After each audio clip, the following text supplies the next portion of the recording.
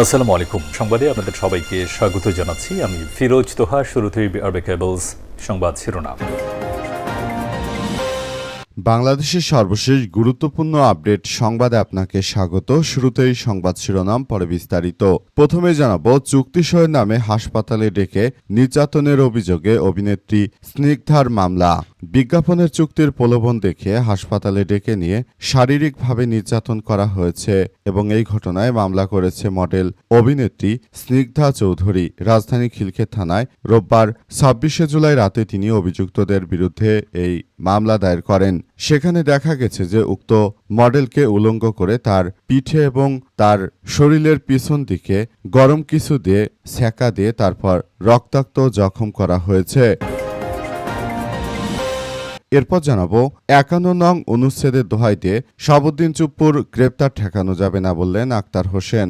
সংবিধানের ৫১ নং অনুচ্ছেদের দোহাই দিয়ে মোহাম্মদ শাহাবুদ্দিন চুপ্পু বা সাবেক রাষ্ট্রপতির গ্রেপ্তার ঠেকানো যাবে না বলে মন্তব্য করেছেন জাতীয় নাগরিক পার্টি এনসিপির সদস্য সচিব আক্তার হোসেন। আজ চুয়াডাঙ্গার জীবননগর মুক্তমঞ্চে ন্যায়, গণতন্ত্র, অধিকার ও সমৃদ্ধ বাংলাদেশ গড়ার প্রত্যয়ে এনসিপির জুলাই জাগরণ পদযাত্রা ও পথসভায় তিনি এমন কথা বলেছেন।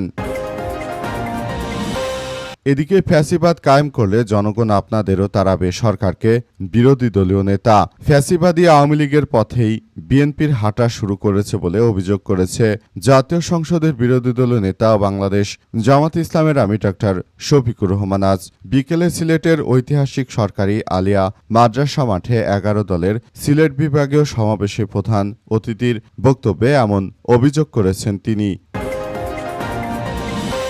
এবারে জানাবো, মিরপুরে যুবদল কর্মী হত্যা, মাগুরা থেকে সন্দেহভাজন রাজু গ্রেপ্তার। মিরপুর ১৩ নম্বর এলাকায় যুবদল কর্মী ইউসুফ আলী পারভেজ ৪৫কে হত্যা মামলায় জড়িত থাকার ঘটনায় মাগুরার শালিখা উপজেলা থেকে রিয়াজুর রহমান রাজু নামের এক যুবককে গ্রেপ্তার করেছে পুলিশের সদস্যরা। এবং সর্বশেষ জানাবো, শিক্ষামন্ত্রীর পদত্যাগের পর নতুন ভিডিও বার্তায় টাস্কফোর্স গঠনের ঘোষণা নরেন্দ্র মোদীর। পরীক্ষা ব্যবস্থাকে উন্নত, ত্রুটিমুক্ত ও প্রশ্নফাঁস বন্ধ করতে ইনফোসিসের সহ প্রতিষ্ঠাতা নন্দন নীলেকানির নেতৃত্বে একটি টাস্কফোর্স গঠনের ঘোষণা দিয়েছে ভারতের প্রধানমন্ত্রী নরেন্দ্র মোদী। আজ এক ভিডিও বার্তায় তিনি জানিয়েছেন যে এই টাস্কফোর্সের পরীক্ষা পদ্ধতি উন্নত করার উপায় খতিয়ে দেখে সরকারের কাছ থেকে একটি প্রতিবেদন জমা নেওয়া হবে। খবর দ্য হিন্দুস্তান টাইমসের। প্রিয় দর্শক, এতক্ষণ শুনছিলেন সংবাদ শিরোনাম, এবারে বিস্তারিত। তবে তার আগে বন্ধুরা, অনুরোধ থাকবে এই সংবাদটিতে একটি লাইক দিন।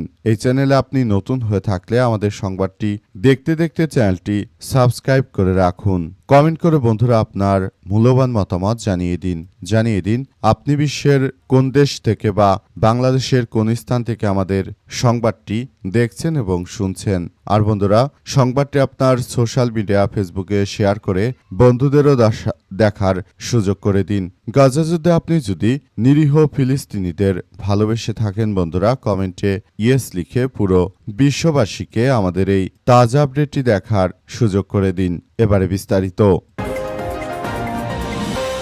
চুক্তি সইয়ের নামে হাসপাতালে ডেকে নির্যাতনের অভিযোগে অভিনেত্রী স্নিগ্ধার মামলা। বিজ্ঞাপনের চুক্তির প্রলোভন দেখিয়ে হাসপাতালে ডেকে নিয়ে শারীরিকভাবে নির্যাতনের অভিযোগে মামলা করেছেন মডেল ও অভিনেত্রী স্নিগ্ধা চৌধুরী।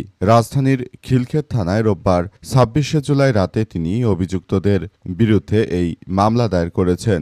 মামলার অভিযোগে বলা হয়েছে যে বিজ্ঞাপনের একটি চুক্তি স্বাক্ষরে কথা বলে স্নিগ্ধা চৌধুরীকে একটি হাসপাতালে ডেকে নেওয়া হয়। সেখানে তার উপর শারীরিক নির্যাতন চালানো হয় বলে অভিযোগ করেছেন তিনি।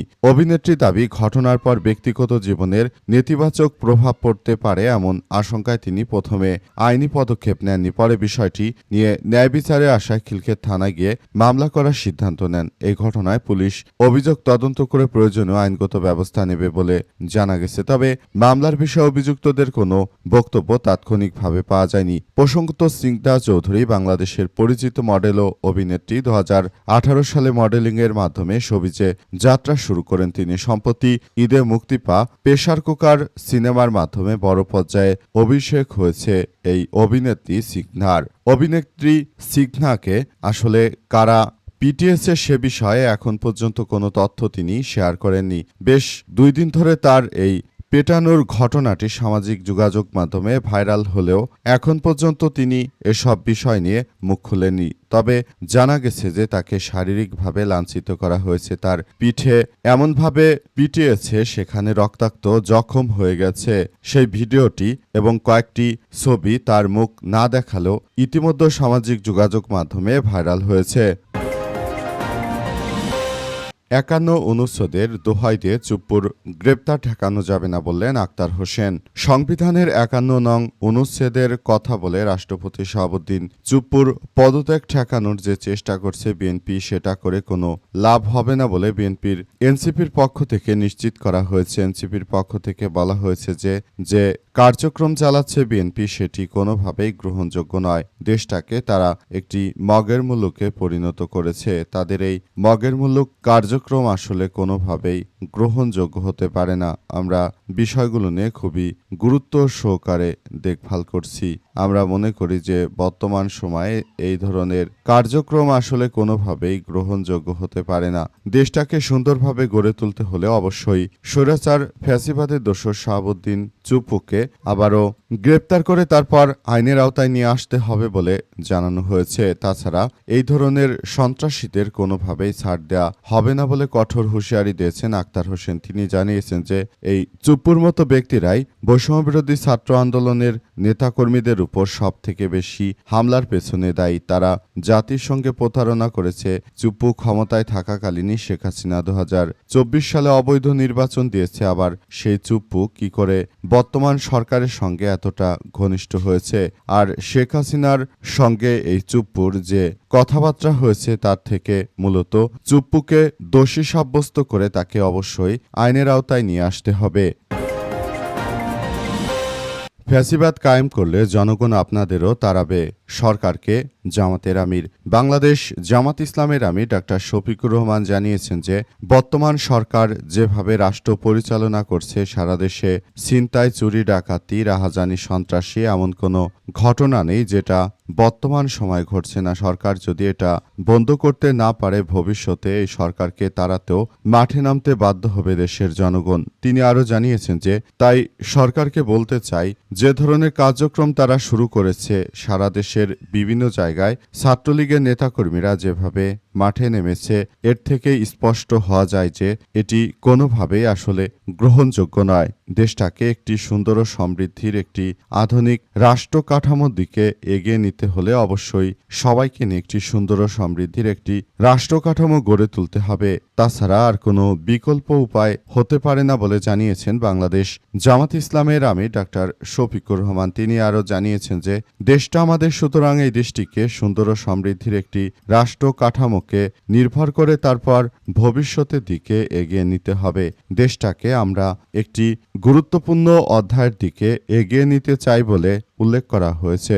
আসলে আমরা বাংলাদেশটাকে একটি সুন্দর ও সমৃদ্ধির পথে এগিয়ে নিতে চাই বলে এমন কথা উল্লেখ করা হয়েছে। আসলে আমরা নতুন করে নতুন ও সমৃদ্ধির একটি রাষ্ট্র কাঠামো গড়ে তুলতে চাই, সেই প্রত্যাশা আমাদের। কিন্তু বিএনপি সরকার যেটা শুরু করেছে সেই অন্যায় প্রচেষ্টা কখনোই মেনে নেবে না দেশের জনগণ। মিরপুরে যুবদল কর্মী হত্যা, মাগুরা থেকে সন্দেহভাজন রাজু গ্রেপ্তার।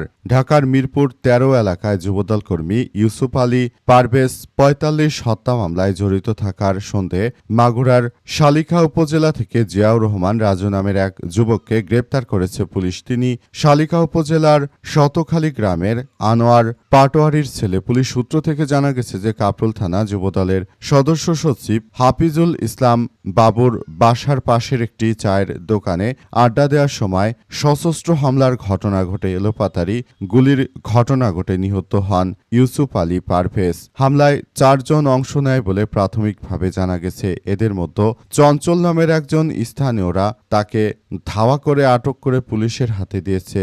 এই ঘটনায় নিহতের বড় ভাই মাসুদ রানা বাদী হয়ে ২৫শে জুলাই সকালে কাফরুল থানায় হত্যা মামলা দায়ের করে এবং সেই মামলার পরিপ্রেক্ষিতে উক্ত সন্দেহভাজনকে গ্রেপ্তার করেছে এবং উক্ত সন্দেহভাজন আসলে এই ঘটনার সঙ্গে জড়িত রয়েছেন বলে এমন অভিযোগ পাওয়া গেছে। তাই তাকে পুলিশের সদস্যরা দ্রুততম সময়ের মধ্যে গ্রেপ্তার করেছে।